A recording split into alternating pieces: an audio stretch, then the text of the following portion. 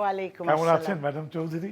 জি, doctor ভালো আছি। Rumana Ahmed Chowdhury. Thank you ভালো ফেরদৌস আছেন? ভাই, এত বছর পর দেখে খুব ভালো লাগলো আপনাকে। আমরা কিন্তু খুব গর্বিত আপনাকে পেয়ে। থ্যাংক ইউ, Please, অনেক বসুন। ধন্যবাদ। Thank you.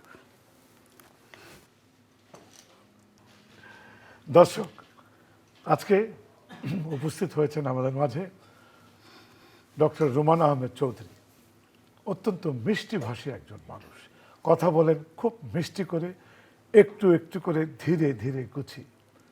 সারাটা জীবন লিখে গেছেন, উনি পিএইচডি করেছেন এবং অনেক তথ্য মানব সমাজে দিচ্ছেন, দিয়ে যাচ্ছেন। আমরা খুবই আনন্দিত আজকে উনি আমাদের মাঝে এসেছেন। কেমন আছেন আপনি? জি, ভালো আছি। অনেক ধন্যবাদ আমাকে আমন্ত্রণ করার জন্য। অবশ্যই আমন্ত্রণ করার মতো একটি মানুষ আপনি। ধন্যবাদ। আমরা প্রথমেই এখানে আপনাকে একটি খাম নিতে বলবো, তারপরে খামটা খুলে দেখবেন। আমরা এটা একটা আমাদের নিজেদের মধ্যে একটি খেলা। ও আচ্ছা, আমি তো দেশের বাইরে থাকি, এই খেলাটা কোনোদিন অংশগ্রহণ করিনি। তো খাম পেলে ভালো লাগে, খারাপ লাগে, অবাক লাগে, দেখি আমার কি লাগে। এটি ছোট্ট লেখা পাবেন, এটাই। দুঃখ এত সুন্দর পেঁচিয়ে লেখা হয়েছে, লেখাটা দেখেই সুখ পেয়ে গেলাম। আমাদের অনুষ্ঠানটির নাম জি জি। চেনা মুখ সুখ দুঃখ। তো আপনার যে লেখনী জীবনটা, এই নিবেদিত প্রাণের জীবনে তার লেখনীর সময়টুকুর মধ্যে যদি কোনো স্মৃতিতে এমন কিছু আছে কিনা আপনি ওই মুহূর্তটা কষ্ট পেয়েছিলেন, দুঃখ পেয়েছিলেন, শুধুমাত্র আপনার এই লেখনী জীবনের, আমরা আপনার সঙ্গে আজকে সেটা শেয়ার করতে চাই। আচ্ছা, যেহেতু লেখনী জীবন বললেন, আমার একটা স্মৃতি মনে পড়লো। এটা কারোর সাথে আমি কোনোদিন আলাপ করিনি।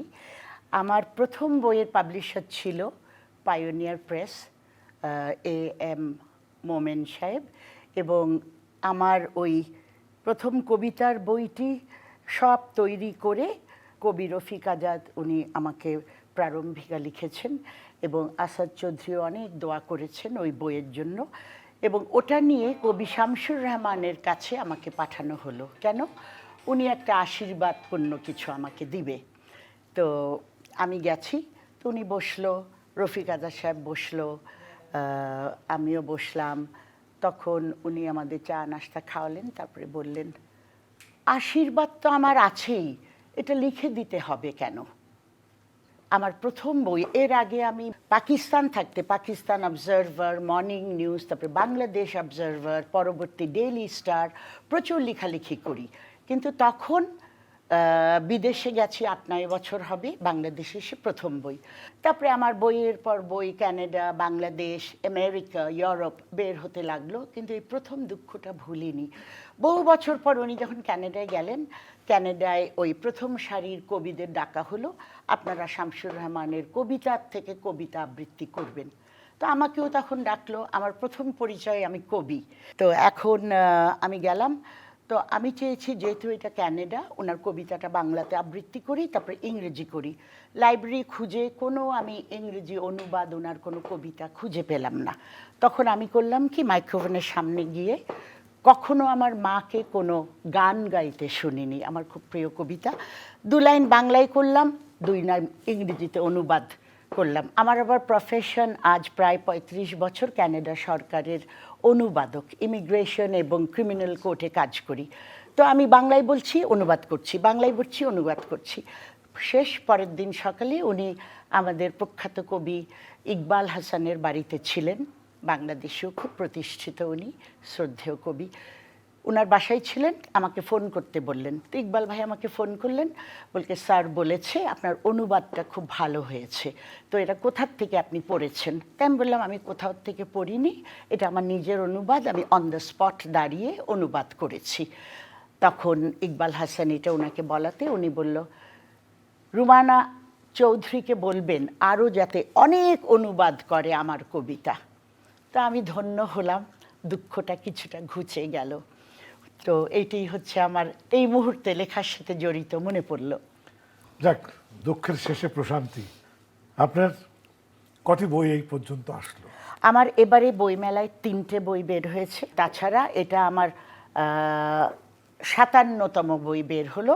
আর দুটো বই আমি লিখব, আমার নাতির জন্য একটা বই এবং আমার বায়োগ্রাফি, আমার কবিতা, গল্প, ছোট গল্প, উপন্যাস, প্রবন্ধ। আচ্ছা, আপনাকে অনুরোধ করতে পারি কি, শুধু আমরা দেখলে তো হবে না, দর্শকদের দেখাতে হবে। অবশ্যই। প্রতিটা বই যদি আপনি দেখাতেন এই অবশ্যই। ক্যামেরাতে, এবং যদি কিছু পড়ার থাকে আচ্ছা। আপনি দু চাইলেন পড়লেন। আচ্ছা, এটা একটা ভ্রমণ কাহিনী। আমি আগে কখনো ভ্রমণ কাহিনী লিখিনি।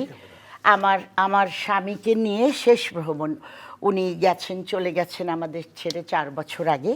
ক্যারিবিয়ান আইল্যান্ডের একটা ক্রুজ, ওটা ছবি, আমার স্বামী, আমার মেয়ে এবং ওই আইল্যান্ডগুলোর বিভিন্ন বর্ণনা দিয়ে লেখা। এটা 8 বছরের ফলাফল এই বইমেলায় বের হলো, ক্যারিবিয়ান সাগরের সোনালী দিনগুলো। এটা বের করেছে পিয়াল প্রিন্টিং অ্যান্ড পাবলিকেশনস। আমার দ্বিতীয় বই এবারে বইমেলায় যেটা গেছে, of life and memories, pros, reflections and selected writings. এটার পাবলিশার হচ্ছে চন্দ্রাবতী একাডেমি। 50 বছর আগে আমি যেগুলো লিখতাম বিভিন্ন সংবাদপত্রে, পত্রিকায়, কলেজে, ইউনিভার্সিটিতে, সব কিছু মিলে চন্দ্রাবতী একাডেমি সুন্দর এই সংকলনটা করেছেন। এই যে স্মৃতি থেকে নেমে এসছে আমার অনেক আগের লেখা। এবং সবশেষ যে বইটা, এটাও আমার প্রায় 7-8 বছর লিখতে পার হয়েছে, বাট আমি খুব তুষ্ট এই বইটা নিয়ে। প্রকাশক Piyal publications, printing and publications. বইটি হচ্ছে বাংলাদেশের নারী, বাংলাদেশের কবিতা। আমি করেছি কি, সেই খনার বচন থেকে শুরু করে মধ্যযুগের কবি, তারপর বর্তমান কবি, সবার পরিচিতি বাংলায়, ইংরেজিতে অনুবাদ করেছি। কারণ আমি 43 বছর ক্যানাডায় আছি, সেখানকার পাঠকও বাংলাদেশের সাহিত্যের সম্বন্ধে জানা উচিত। চমৎকার। বাংলায় পরিচিতি, ইংরেজি পরিচিতি, বাংলায় কবিতা, ইংরেজি কবিতা আমি অনুবাদ ও সম্পাদনা করেছি। তো আমার পাঠকদের আকৃষ্ট করার জন্য পেছনে কিছু উক্তি দিয়েছি, 2-3টা পড়ে শোনাচ্ছি। আমার মনে হয় তারপরে আমার বইটা ওরা পছন্দ হয়তো করবে। এবং এ জাতীয় লেখা, খনার কথা, জীবনানন্দ দাশের মা কুসুম কুমারীর কথা, রহিমুন্নেসা, বেগম রোকেয়া, এদের সবার কথা বিভিন্ন জায়গায় বিভিন্ন সংকলনে আছে। কিন্তু এই প্রথম বাংলা পরিচয়, ইংরেজি পরিচয়, বাংলা কবিতা, ইংরেজি অনুবাদ। কেন? আমি চাই যে বাংলাদেশের যে রত্ন ভাণ্ডার আছে সাহিত্যের, সেটা বিদেশে সম্প্রচারিত হয়। এখান থেকে 2-3টা উক্তি পড়ছি, পাঠকদের হয়তো ভালো লাগবে। খনা দেবী 800 থেকে 1200 খ্রিস্টাব্দ এর মধ্যে উনার কখন জন্ম আপনারা তো জানেন। উনি এমন এমন উক্তি করতেন, রাজার ছেলের বউ ছিল, রাজা তার জিহ্বা কেটে ফেলেছিল, কিন্তু ওনার উক্তিগুলা খুব সত্য হয়ে বার হতো। ছোট্ট একটা লাইন, কলা রুয়ে না কেটো তার পাত, তাতেই কাপড়, তাতেই ভাত। Do not cut the banana leaves, there's clothing in them, there's rice in them. Chandrabati বলে ওঠে, তার জন্ম প্রায় 1550 থেকে 1600 খ্রিস্টাব্দ এর মধ্যে। তিনি বলে ওঠে, ক্ষেত দুবার না চাষিলে ফসল না জন্মে রে, নারীর জীবনে না সাজিলে দুঃখ না যায় ঘুচে। অর্থাৎ বিধবা বিবাহ তখন ছিল, কেউ পছন্দ করতো না, কিন্তু আমাদের অনেক বঙ্কিমচন্দ্র থেকে শুরু করে যুদ্ধ করে বিবাহ প্রচলিত হয়েছে। কিন্তু নারী তো একটু সাজবে, একটু সুখে থাকবে, তারপরও তো আরেকজনের সাথী হতে পারবে। এই কথাটা এই 1500 সালে উনি বলে গেছেন।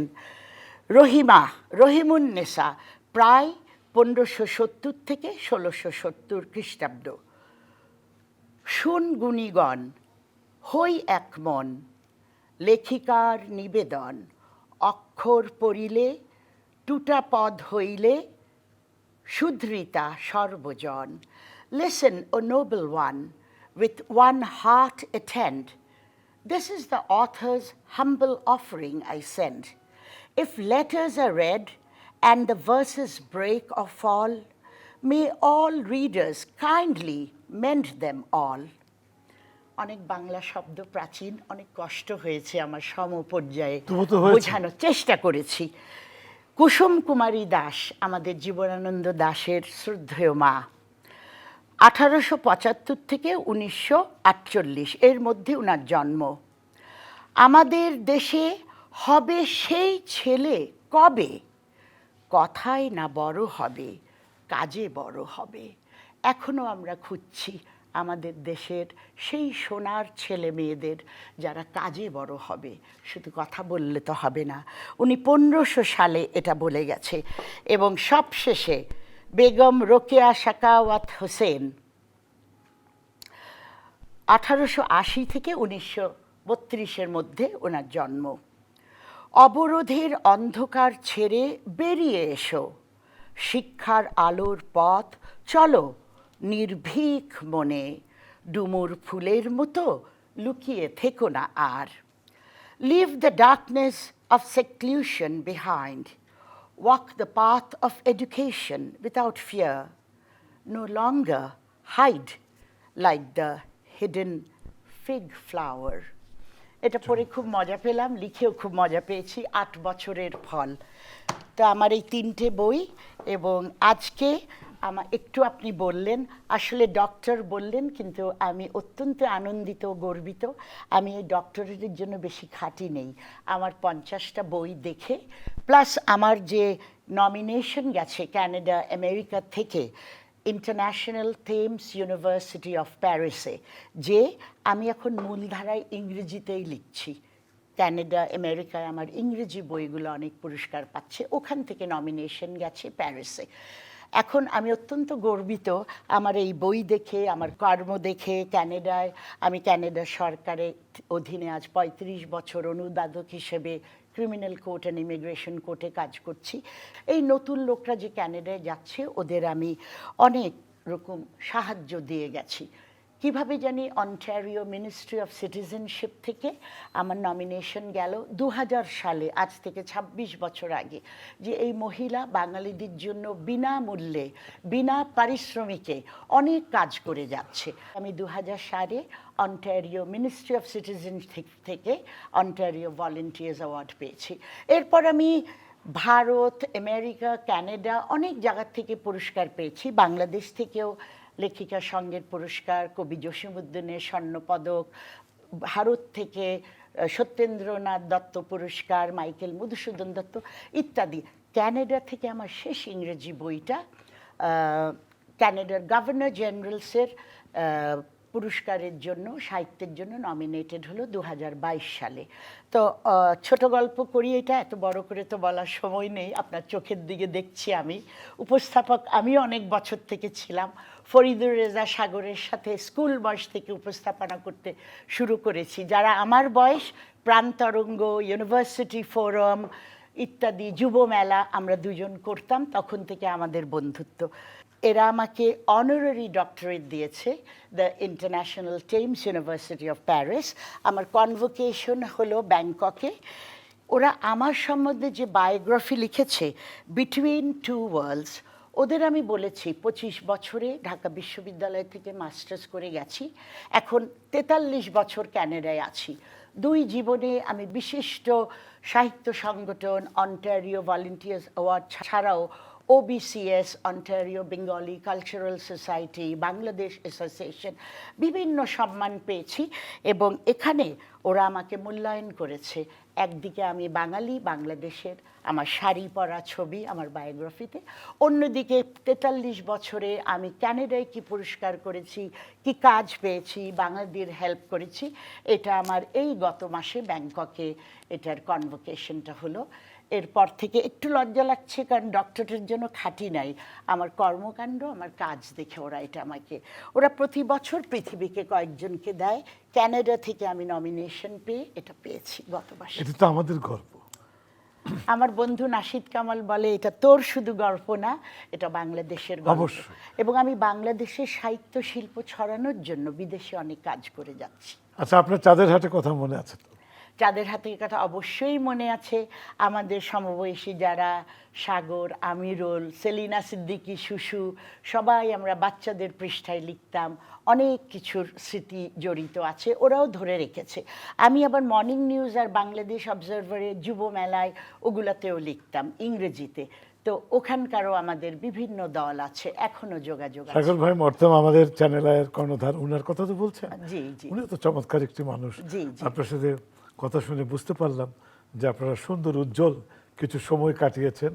আজকে যে পুরস্কার পাওয়া থেকে, ডক্টরেট ডিগ্রি পাওয়া থেকে আমরা যেটা দেখলাম, মানুষের কল্যাণের জন্যই তো পিএইচডিগুলো আসে, আপনারা পাচ্ছেন। তো আপনাকে অনুরোধ করব এই ধরনের ডক্টরেট পেতে মানুষের জন্য কিছু করার জন্য কি করা দরকার, কেমন অধ্যাবসা দরকার, তা যদি একটু ক্যামেরাতে বলতেন। অনেক ধন্যবাদ ফেরদৌস ভাই। আমার স্বামী আর আমি মিলে বাংলাদেশে ছাগলনাইয়া ওর দেশের বাড়ি, সেখানে আমরা শিশু শিক্ষা আশ্রম, এতিমদের জন্য একটা শিক্ষাশ্রম খুলেছি। সেখানে আছে আমার স্বামী আমার নামে রুমানা চৌধুরী শিশু শিক্ষা আশ্রম খুলেছে। তাছাড়া রুমানা চৌধুরী প্রাইমারি স্কুল, রুমানা চৌধুরী দাতব্য চিকিৎসালয়, আমার শ্বশুর শাশুড়ির নামে মাধ্যমিক জমিলা খাতুন মাধ্যমিক স্কুল, শ্বশুরের নামে আব্দুল হক চৌধুরী কলেজ, এবং আমার স্বামী আজ থেকে 10-15 বছর আগে মিনিস্ট্রি অফ এডুকেশন থেকে এই আব্দুল হক চৌধুরী কলেজে 8টা অনার্স বিষয় নিয়ে অনার্স সাবজেক্ট ওই ছাগলনায়ায় অজপাড়াগাঁয়ে মানুষদের পড়াচ্ছে। এবং এখন বলা হচ্ছে ছাগলনাইয়া থেকে আমাকে আর ওকে জেলা পর্যায়ে পুরস্কার দিয়েছে, এবং সেখানে বলা যায় মেয়েদের ভোটাধিকার অনেক বছর পর্যন্ত সেই ছাগলনাইয়ায় ছিল না। এখন সেই মেয়েরা, আমি একটু মেয়েদের খোঁজ বেশি রাখি এবং আমার বই পুস্তকে নারীবাদী বা ফেমিনিজমটা এসে যায়। তো আমি লক্ষ্য করেছি, ট্রেস করেছি, প্ল্যান করেছি এবং দেখেছি এখন শিক্ষিত মেয়েদের বিয়ে করে নিচ্ছে বিদেশে, আমাদের সেই কলেজ স্কুল থেকে পাশ করা বিএমএ পাশ করা মেয়েদের। এটা আমার অত্যন্ত গর্ব। এবং এখন আমি ঢাকায় আমার একটা উচ্চতর স্বপ্ন, একটা প্রতিষ্ঠান, ক্যানাডা থেকে ফিরে আসবো, 43 বছর তো হলো, 2-1 বছর পর ফিরে আসব। তারপরে আমি ঢাকাতে এই এতিম বাচ্চাদের জন্য, অসহায় মহিলাদের জন্য একটা প্রতিষ্ঠান খোলার আমার স্বপ্ন। চমৎকার চমৎকার আপনার ভবিষ্যৎ পরিকল্পনা। আমাদের এখানে একজন মিউজিক ডিরেক্টর আছেন, শহীদ মাহমুদ তৌহিদ, একজন গিটারিস্ট। আপনার সম্মানে এসছে, আপনি যদি 2 লাইন গান যদি গাইতেন, যে কোনো আমি ওমা আমি খুশি হয়ে যাচ্ছি, ওনারা গাইবেন বা আপনি গাইবেন। না, আমি তো গানের সুর নাই, কবিতা লিখি, গল্প লিখি না, যা মনে চায়। আপনি যদি গান, আমি কোরাস করব, রাজি আছি এই শর্তে। 1 2 3 গো। এক ছিল টুনা আর এক ছিল টুনি, টুনা বলে ওরে টুনি পিঠা কর। এক ছিল টুনা আর এক ছিল টুনি, টুনা বলে ওরে টুনি পিঠা কর। টুনি টুনাকে বলে চালানো ঘুরানো, টুনি টুনাকে বলে চালানো ঘুরানো, তবে তো পিঠা। এক ছিল টুনা আর এক ছিল টুনি, টুনা বলে ওরে টুনি পিঠা কর। টুনা বাজারে গেল চালা নিল, চালা নিল, টুনা বাজারে গেল চালা নিল, চালা নিল। এইবার টুনি তুই পিঠা কর, টুনি পিঠা বানালো, টুনাকে খেতে দিল। ঠিক সেই সময় পাড়ার দুষ্ট ছেলেরা এসে ওই ছোট্ট টোনাটুনির বাড়িতে ঢিল ছুটল, পিঠা আর খাওয়া হলো না। ওরা মনের দুঃখে অনেক দূরে ধরে চলে গেল। এই গানটি ওনার পছন্দে গাওয়া। মেসেজ হলো, ওনার মুখেই শুনলাম নারীদের প্রতি তার সহমর্মিতা প্রচুর, এবং নারীদেরকে কাছে টেনে তাদেরকে একদম সন্তুষ্টজনক পর্যায়ে নিয়ে আসা, এজন্য তার একটি নিত্যদিনের অভ্যাস। আপনার প্রতি রইল আমাদের অনেক কৃতজ্ঞতা, অনেক ভালোবাসা। আপনার স্বপ্ন অবশ্যই আল্লাহ পূরণ করবেন, এই কারণে যে আপনি মানুষের জন্য করছেন। দর্শক, আমরা আশা করব উনি যেন তার সফলতার দ্বার দেখে যেতে পারেন, মানুষের কল্যাণে আরও নিবেদিত হতে পারেন।